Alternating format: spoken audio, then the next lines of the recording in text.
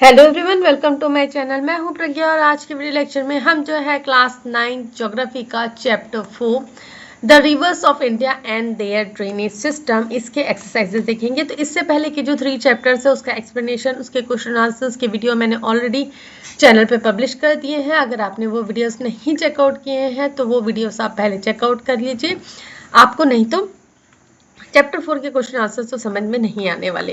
तो स्टार्ट करेंगे हम। पेज नंबर 79 में क्वेश्चन थे, एक्टिविटी है लुक एट मैप 4.1। तो आपकी बुक में जो मैप है 4.1 उसको आपको देखना है और उसमें इंडिया के ड्रेनेज सिस्टम को समझना है और आइडेंटिफाई करना है। जो ड्रेनेज बेसिन है 4 रिवर्स के, ये यहाँ पे आपको दिया गया है, उसके बेसिस में हमको कुछ क्वेश्चन आंसर्स है, उसके आंसर्स हमको देने हैं। तो ये आपको टेबुलर फॉर्म में दिया गया है। रिवर का नाम है, उनका ओरिजिन कहाँ हुआ है, लेंथ और ड्रेनेज एरिया, ये आपको देखते हुए आपको कुछ आंसर्स देने हैं। तो सबसे पहला नदी है नर्मदा नदी, जो अमरकंटक एमपी में से निकलता है। ताप्ती नदी जो बैतूल मध्य प्रदेश से में इसका ओरिजिन है। महानदी का ओरिजिन है शिहावा छत्तीसगढ़ में, और गोदावरी का है नासिक महाराष्ट्र में। तो ये सारे फेमस जगहें हैं।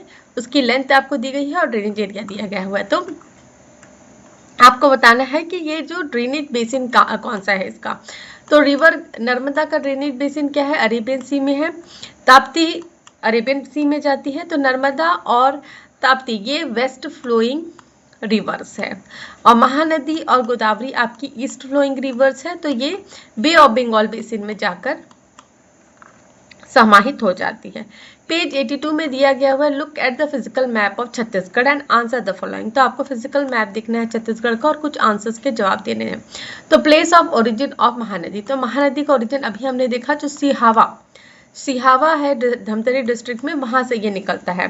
तो northern and southern tributaries of Mahanadi, तो नॉर्दर्न और सदर्न ट्रिब्यूटरीज क्या क्या है महानदी की। तो नॉर्दर्न तरफ से अगर हम देखेंगे, नॉर्दर्न साइड से जो ट्रिब्यूटरीज है वो क्या है, शिवनाथ, हसदेव, मांद, ईप, केलो एंड सापुआ। और सदर्न साइड से राइट बैंक की ट्रिब्यूटरीज क्या है, Ong, Tel, Jonk, Pairi, Tel, Pairi, Jira, Danta and other right bank system. तो ये सारी नदियां जो है जो इसकी ट्रिब्यूटरीज है। नेक्स्ट है prominent places in Chhattisgarh located on Mahanadi.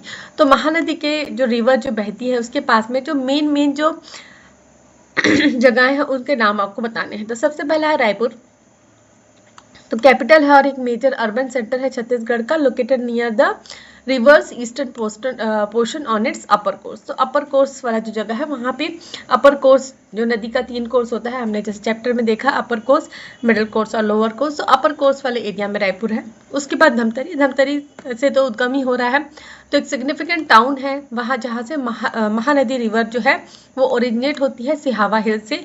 तो गंगरेल डैम जो रविशंकर डैम कहा जाता है, जो स्टेट का सबसे बड़ा डैम है, छत्तीसगढ़ का सबसे बड़ा डैम है, वो महानदी में यहाँ पे बना हुआ है। नेक्स्ट इज राजिम, तो राजिम को हम प्रयाग भी बोलते हैं छत्तीसगढ़ का, और एक इम्पॉर्टेंट पिलग्रिमेज मतलब एक तीर्थ स्थान है, ठीक है, जहाँ पे कॉन्फ्लुएंस होता है। कॉन्फ्लुएंस मतलब मिलान होता है कौन सी नदी का, महानदी, पैरी और सोंदूर नदी का। उसके बाद सिरपुर एक आर्कियोलॉजिकल और टूरिस्ट हब है, जहाँ जो अपने एंशियंट टेम्पल्स, वहाँ बहुत सारे पुराने टेम्पल्स हैं, बुद्धिस्ट टेम्पल्स भी हैं, उनके लिए ये जाना जाता है। तो बुद्धिस्ट मॉन्यूमेंट्स भी आपको देखने के लिए मिलेंगे, और ये इसी नदी के किनारे बसा हुआ है। नेक्स्ट है शिवरी नारायण भी एक तीर्थ स्थल है, जहाँ पे शबरी माता का मंदिर है। तो ये जो टाउन है ये मेजर ट्रिब्यूटरी है शिवनाथ नदी के लिए, ट्रिब्यूटरी जो है शिवनाथ नदी से मिलती है यहाँ पे महानदी। उसके बाद है चंद्रपुर भी एक तीर्थ स्थान है, जहाँ पे माँ चंद्रहासिनी टेम्पल लोकेटेड है, और यहाँ पे क्या होता है मिलन कौन से नदी का, मांद और महानदी रिवर का मिलन होता है। पेज 83 के क्वेश्चन आंसर्स हमको देखना है। तो ये ड्रेनेज पैटर्न दिया गया हुआ है, आपको बताना है कि कौन सा ड्रेनेज पैटर्न है। तो ये कौन सा ड्रेनेज पैटर्न है, ये है रेक्टेंगुलर। कौन सा ड्रेनेज पैटर्न है, ये रेक्टेंगुलर ड्रेनेज पैटर्न है। नेक्स्ट है द ब्रह्मपुत्रा बेसिन, तो ब्रह्मपुत्रा बेसिन कहाँ पे स्प्रेड है, कौन से कंट्रीज में ये स्प्रेड है। तो India, China, India, Pakistan, third Bangladesh. तो कौन सा इसमें से करेक्ट है।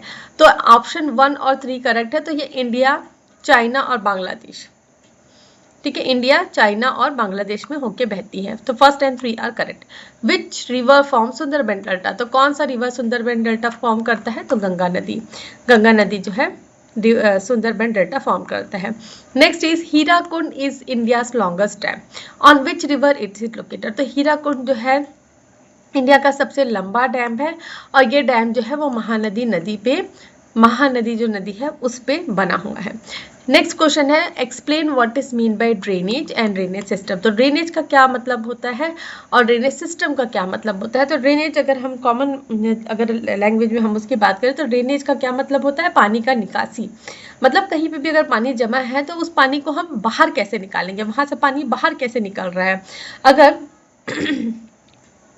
कोई प्लास्टिक का बॉटल है और उसमें आप नीचे में छेदा कर रहे हैं, नीचे में छेद कर रहे हैं, होल कर रहे हैं, तो पानी कहाँ से निकल रहा है, वहां से ड्रेन हो रहा है, मतलब वहां से निकल रहा है, तो उसे ड्रेनेज कहा जाता है। तो drainage is the flow of water into river. अगर हम ज्योग्राफी के लैंग्वेज में बोले तो drainage is the flow of water into a river from the surrounding area.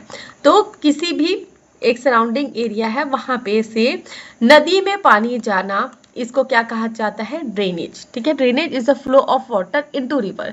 तो ये एक नदी बह रही है, इस नदी में पानी हमको कहाँ से लेके आ रहा है, कहाँ से आ रहा है, सराउंडिंग एरिया में, तो इसे क्या कहते हैं, ड्रेनेज।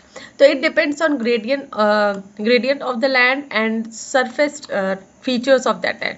तो ये किसके ऊपर डिपेंड करता है, वहाँ पे जो सरफेस एरिया है वो कैसा है, ग्रेडियंट मतलब ढलान कैसी है, और जो टोपोग्राफी है उसके ऊपर। तो entire area from which the water drain into river is called river basin, और पूरे एरिया जहाँ पे पानी जो है नदी में आता है इसे रिवर बेसिन कहा जाता है।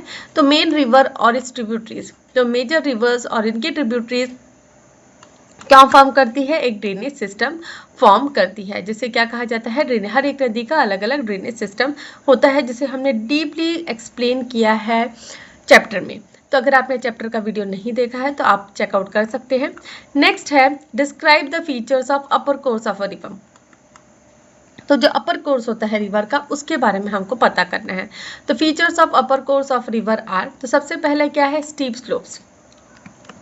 सबसे पहले क्या है, स्टीप स्लोप। तो अपर कोर्स क्या होता है, जब नदी जो है किसी पहाड़ से निकलती है, हमने देखा है चैप्टर में नदी हमेशा जो है किसी हिल या माउंटेन से निकलती है। तो जब नदी अपना हिल या माउंटेन से निकलती है तो इस जब एरिया, जब नदी यंग होती है, ऐसा हम कह सकते हैं, जब अभी अभी निकली है नदी, तो क्या उसके फीचर्स होते हैं। तो अपर कोर्स जो होता है रिवर का उसके क्या फीचर्स होते हैं।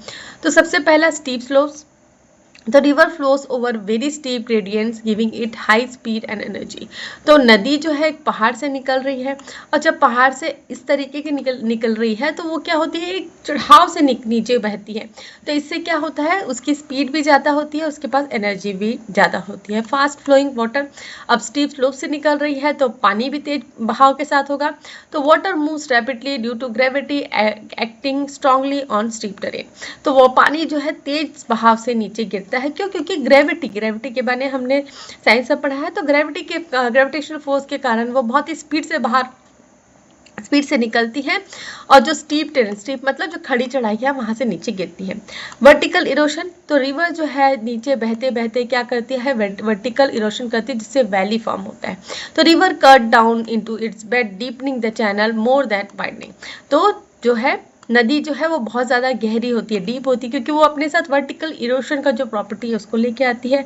उसके बाद है formation of George's and canyons. तो इंटेंस, अब इस तरीके के डीप कट्स के कारण जो है वैलीज में जॉर्जेस और कैनियंस बनते हैं। Intense down cutting creates deep narrow valleys with steep sides. Next V shaped valleys जो है इसी कारण बनते हैं। तो रिवर के इरोशन, वेदरिंग शेप्स के कारण जो लैंडस्केप है उसका कैसा शेप हो जाता है, वी शेप्ड वैली शेप हो जाता है। वाटरफॉल्स एंड रैपिड, तो जब पानी किसी ऊपर वाले स्थान से अचानक से नीचे गिर रहा है, मतलब इस तरीके से नीचे गिर रहा है, तो सडन ड्रॉप जो है रिवर बेड में, इससे क्या है, टर्बुलेंट रैपिड्स और ड्रामेटिक वाटरफॉल्स भी क्रिएट होते हैं, जहाँ पे हम हमेशा घूमने जाते हैं। तो अब जैसे नदी का बहाव ज़्यादा होता है तो अपने साथ बड़े बड़े पत्थर, बोल्डर्स, इसको भी वो अपनी हाई एनर्जी के साथ कैरी कर सकते हैं। तो the rivers strong force enable it to transport very large rocks and boulders. Next is what are the difference between Ganga and Godavari basin. तो गंगा और गोदावरी बेसिन में क्या अंतर है, इसको हमको बताना है। तो गंगा जो है मेनली नॉर्दर्न इंडिया पे लोकेटेड है, जो यूपी बिहार वाला एरिया है वहाँ पे बहती है। और गोदावरी जो है मेनली सेंट्रल और साउथ इंडिया में बहती है। गंगा जो बेसिन है वो स्नो फेड और रेन फेड रिवर है, मतलब गंगा को पानी कहाँ से मिलता है, स्नो के पिघलने से भी मिलता है और बारिश से भी मिलता है। और गोदावरी जो है मोस्टली रेन फेड रिवर है। Next, forms the world's largest delta. तो गंगा बेसिन के बारे में अभी हमने देखा कि जो सुंदरबन डेल्टा है, जो वर्ल्ड का सबसे बड़ा डेल्टा है, वो गंगा बेसिन से फॉर्म होता है। और गोदावरी जो है कोई खास नहीं, स्मॉलर डेल्टा क्रिएट करता है। गंगा बेसिन के पास का जो एरिया है वो बहुत ही डेंसली पॉपुलेटेड एरिया है, जो उत्तर प्रदेश वाला एरिया है, और यहाँ पे फर्टाइल एलुवियल सॉइल हमको मिलता है। और गोदावरी बेसिन जो है उतना ज़्यादा पॉपुलेशन नहीं है, मोस्टली ब्लैक सॉइल मिलता है। और गंगा जो है वो बे ऑफ बंगाल में गिरती है, बांग्लादेश होते हुए बे ऑफ बंगाल में जाती है। और गोदावरी जो है पूरी तरीके से इंडिया में ही फ्लो होता है और जाके वो बे ऑफ बंगाल में चले जाती है, वो किसी अदर कंट्री में नहीं जाती गोदावरी नदी। लार्ज नंबर ऑफ ट्रिब्यूटरीज, और गंगा की बहुत सारी ट्रिब्यूटरीज है। और अगर हम गंगा से कंपेयर करें तो गोदावरी नदी के काफ़ी कम ट्रिब्यूटरीज हैं। Next is what problems you would face if you live in Sundarban, how would you resolve this problem। तो अगर आप सुंदरबन डेल्टा पे रह रहे हैं तो आपको कौन से दिक्कतों का सामना, प्रॉब्लम्स का सामना करना पड़ेगा, और इन प्रॉब्लम्स को आप सॉल्व कैसे कर सकते हैं। तो प्रॉब्लम्स क्या क्या होंगी अगर आप सुंदरबन डेल्टा जैसे एरिया में रहेंगे। तो हमने जैसे चैप्टर में देखा, तो सुंदरबन डेल्टा कैसा है, मार्शी एरिया, मतलब कीचड़ दलदल वाला एरिया है। वहाँ रॉयल बंगाल टाइगर मिलते हैं और जनसंख्या भी कम है, वेजिटेशन भी कम है। तो ये सब चीज़ें क्या आपको फेस करना पड़ेगा। तो सबसे पहले फ्रीक्वेंट फ्लड, तो हैवी रेन्स और टाइडल वेव्स के कारण जो है हमको बार बार जो है बाढ़ का सामना करना पड़ सकता है। तो heavy rains and tidal waves often submerge the area damaging homes and crop. तो इस तरीके के टाइडल वेव्स आने के कारण और तेज बारिश होने के कारण जो पूरा एरिया है वो कैसे हो जाता है, पानी में डूब जाता है। साइक्लोन और स्टॉर्म्स, तो साइक्लोन्स पावरफुल कोस्टल स्टॉर्म्स हो गए, ये फ्रीक्वेंटली हिट करते हैं इस रीजन को, जिससे बहुत ज़्यादा डिस्ट्रक्शन होता है और जान की भी हानि होती है। तो saline soil and low productivity, तो जैसे कि समुद्र के साइड वाला जो एरिया होता है वहाँ पे सॉल्ट कंटेंट बहुत ज़्यादा होता है। तो इससे क्या है, फार्मिंग बहुत डिफिकल्ट है, मतलब वहाँ पे खेती बाड़ी करना बहुत डिफिकल्ट है, जैसे जो भी क्रॉप है उसकी पैदावार क्या होती है, कम होती है। नेक्स्ट है सॉइल इरोशन, तो constantly shifting of river channel causes land loss and damage settlement. तो कॉन्स्टेंटली जो है रिवर चैनल्स के चेंज होने से, शिफ्ट होने के कारण जो है सेटलमेंट्स को भी बार बार एक जगह से दूसरी जगह हमको ले जाना पड़ता है। लिमिटेड ड्रिंकिंग वाटर, तो जैसे कि अभी हमने देखा कि यहाँ पे जो एरिया है वहाँ पे सॉल्ट कंटेंट ज़्यादा है, तो सॉल्टी ग्राउंड वाटर के होने के कारण और कंटेमिनेशन होने के कारण पीने के पानी मिलने के लिए भी दिक्कत हो सकती है। टाइगर अटैक्स, तो पीपल फेस, जो यहाँ पे टाइगर्स जो रहते हैं उनका लगातार अटैक होते रहता है। तो जो मैंग्रोव फॉरेस्ट है यहाँ पे, जो नियर बाय जो मैंग्रोव फॉरेस्ट है, वहाँ से जो टाइगर्स वगैरह है वो अधिकतर गाँव में आ जाते हैं। नेक्स्ट है पुअर ट्रांसपोर्टेशन, जो जैसे कि मैंने स्टार्टिंग में बताया कि मडी एरिया, मडी टेरेन होने के कारण और रिवर चैनल के होने के कारण जो रोड्स है वो क्या है, कमज़ोर है और ट्रैवल करना यहाँ पे बहुत ही ज़्यादा मुश्किल है। तो इसके सोल्यूशंस क्या है, सबसे पहले तो हमको साइक्लोन शेल्टर्स बनाने की ज़रूरत है। उसके बाद जो मैंग्रोव प्लांटेशन है उसको हम कर सकते हैं ताकि हम अपने आप को प्रोटेक्ट करके रख सकें। रेन वाटर हार्वेस्टिंग किया जा सकता है पीने के पानी के लिए। उसके बाद जो है घरों को जो है रेस्ट हाउसेस के तौर पर बनाया जाए, ताकि जो फ्लड अगर आ जाता है, कोई बाढ़ आ जाती है तो वहाँ पे ज़्यादा नुकसान ना हो। और स्ट्रॉन्ग एम्बैंकमेंट्स बनाने की ज़रूरत है। एम्बैंकमेंट्स मतलब किनारा बनाने की ज़रूरत है, ताकि जो समुद्र का पानी है वो अंदर गाँव में ना आए। उसके बाद डिजास्टर, अगर कुछ इस तरीके की आपदा आ भी जाती है, अगर वहाँ रहने वाले लोग हैं तो वो पहले से तैयार रहे। Next is explain what is meant by ground water, is the water table falling, if yes then why. तो ग्राउंड वाटर होता क्या है और जो वाटर टेबल है, वाटर लेवल है, ठीक है। वाटर टेबल मतलब जो जमीन के अंदर से पानी मिलता है, तो वो जो पानी का जो स्तर है वो क्या नीचे गिरते जा रहा है, और अगर हाँ तो क्यों। तो ground water is a water found beneath the earth surface in the small pores and rock. तो क्या होता है ग्राउंड वाटर? पानी जो है अर्थ के अंदर पाया जाता है, छोटे छोटे पोर्स में, रॉक्स में, पत्थरों चट्टानों के बीच में, से ग्राउंड वाटर कहा जाता है। तो क्या ग्राउंड वाटर का जो लेवल है, वाटर टेबल है, वो फॉल हो रहा है? यस, बहुत सारे एरियाज में हो रहा है। तो इनका रीजन क्या है?